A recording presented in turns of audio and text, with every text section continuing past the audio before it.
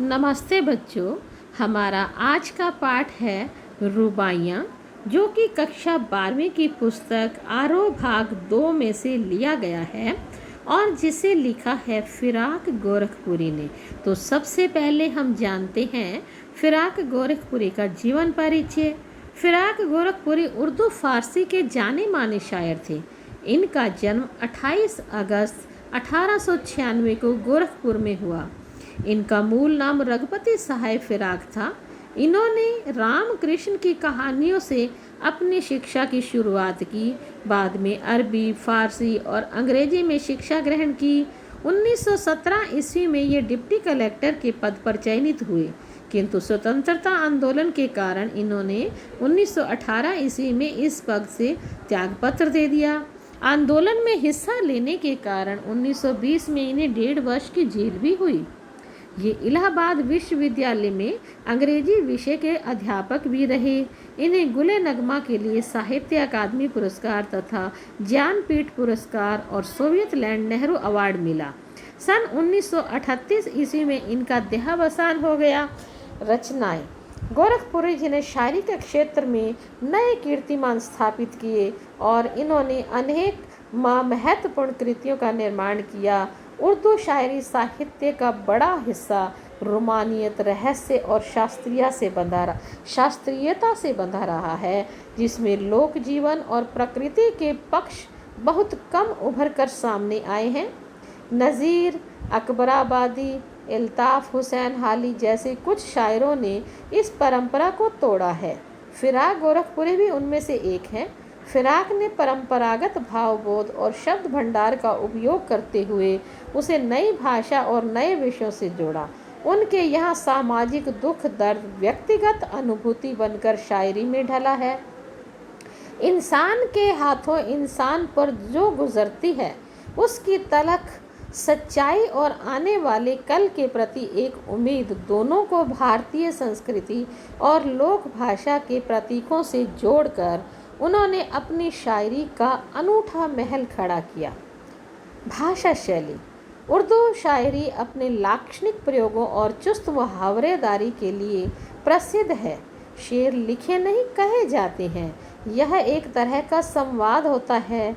मीर गालिब की तरह फिराक ने भी इस शैली को साध कर आम आदमी या साधारण जान से अपनी बात कहने की हिम्मत की थी। तो इन्होंने लिखी हैं रुबाइयाँ। तो सबसे पहले हम जानते हैं कि आखिर ये रुबाई होती क्या है, रुबाई किसे कहते हैं। रुबाई उर्दू और फारसी का एक छंद या लेखन शैली है जिसमें 4 पंक्तियाँ होती हैं। इसकी पहली, दूसरी और चौथी पंक्ति में तुक मिलाया जाता है और तीसरी पंक्ति स्वच्छंद होती है। यानी कि पहली, दूसरी और चौथी पंक्ति में जो अंतिम शब्द होता है उसकी अंतिम मात्रा मिलाई जाती है, एक जैसी तुकबंदी की जाती है, जबकि तीसरी पंक्ति को नहीं देखा जाता। तो पाठ प्रवेश सबसे हम देखते हैं पहले कि पाठ का सार क्या है, प्रतिपाद्य क्या है।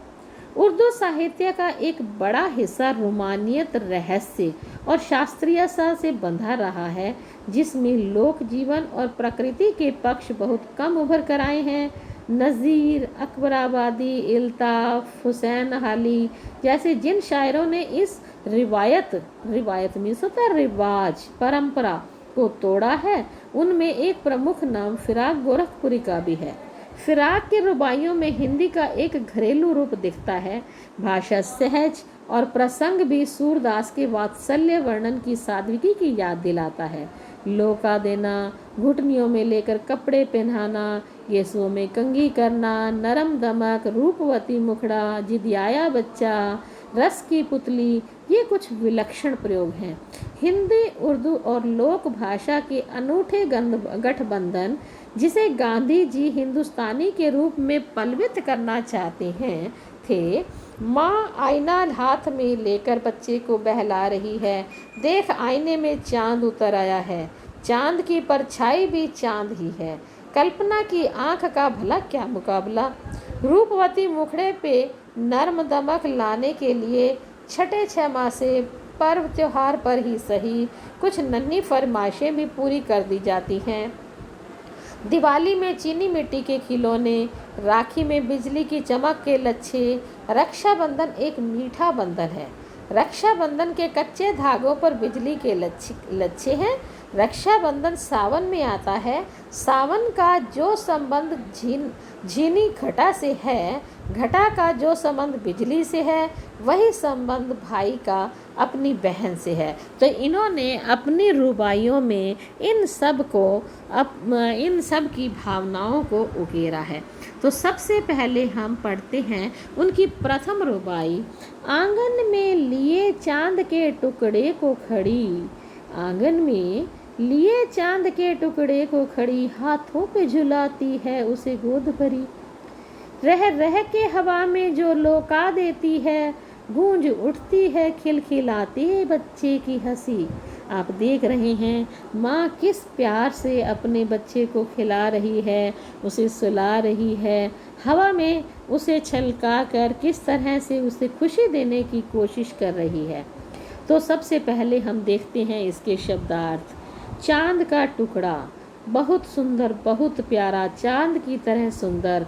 यहाँ चांद का टुकड़ा माँ ने अपने बच्चे को कहा है। बच्चे की उपमा माँ ने चांद के टुकड़े के साथ की है। गोद भरी, गोद भरी, गोद में इसका अर्थ होता है गोद में भरकर, और गोद भरी यहाँ लगाया गया है माता के लिए, अर्थात आंचल में लेकर। अब वो माता जो बच्चे को आंचल में भरकर उसे खिलाती है। रह रह कर यानी रुक रुक कर, लौका देना, ऊपर की ओर उछाल देना, प्यार से छलका कर उसे पकड़ लेना, यानी कि उसे जोर से ऊपर छलका कर पकड़ लेना। तो कवि कहते हैं कि आंगन में लिए चांद के टुकड़े को खड़ी।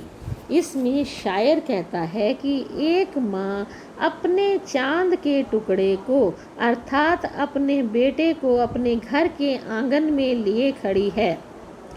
वही अपने चांद के टुकड़े को अपने हाथों पे झुलाने लगती है। पहले वो लेके खड़ी है, हाथों पे झुलाती है उसे गोद भरी, और वहीं उसे उस अपने चांद के टुकड़े को हाथों में लेकर झुलाने लगती है, जैसे झूला देती है। रह रह के हवा में जो लौका देती है, बीच बीच में माँ क्या करती है, उसे हवा में उछाल देती है। लौका देना यानी कि उछाल देना। छोटे बच्चे को आप जानते हैं कि छोटे बच्चे को ऊपर की ओर उछाल कर फिर उसे हाथ में पकड़ते हैं तो बच्चा बहुत खुश होता है। इसी तरह से माँ भी अपने बच्चे को खुश करने के लिए थोड़ी थोड़ी देर के बाद बीच बीच में उसे हवा में उछाल देती है और फिर उसे पकड़ लेती है। गूंज उठती है खिलखिलाती बच्चे की हंसी। इस प्रक्रिया से बच्चा प्रसन्न हो उठता है तथा बच्चे की खिलखिलाहट भरी हंसी जो है पूरे वातावरण में गूंजने लगती है। तो इसका काव्य सौंदर्य है, माँ द्वारा बच्चे को झुलाना, बच्चे का हंसाना आदि स्वाभाविक क्रियाएं हैं, इसलिए स्वभावोक्ति अलंकार है। वात्सल्य रस का प्रयोग किया गया है। दृश्य बिंब, किन किन में है दृश्य बिंब?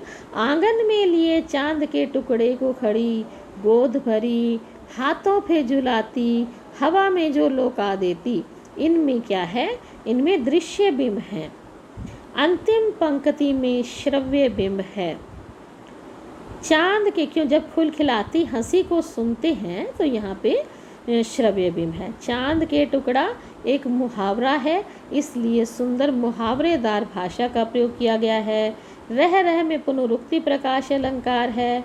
लौका देना देशज भाषा का प्रयोग है। उर्दू हिंदी मिश्रित शब्दावली का प्रयोग किया गया है।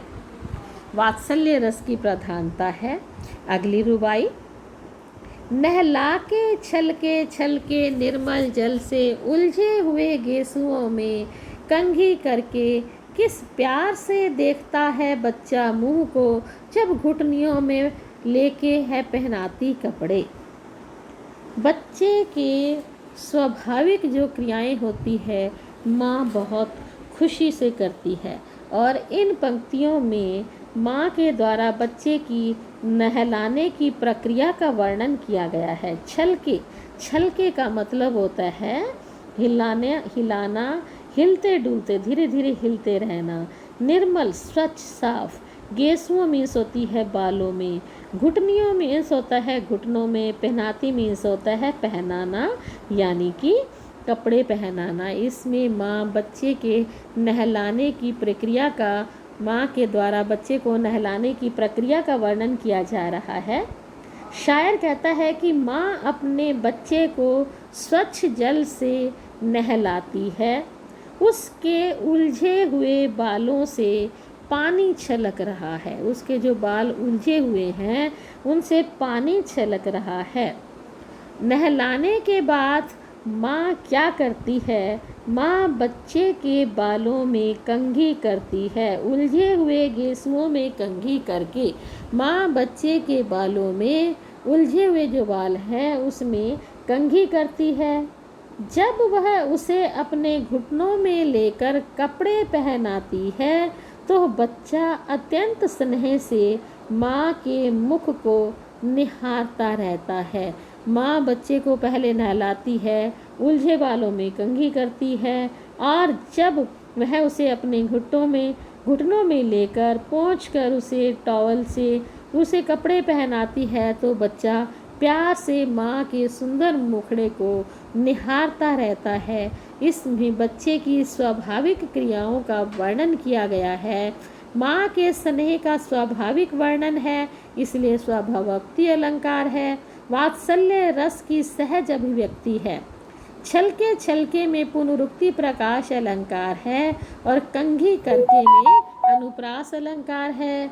जब घुटनियों में लेके पहनाती कपड़े, इसमें लोक भाषा का प्रयोग किया गया है। उर्दू हिंदी मिश्रित भाषा का प्रयोग किया गया है।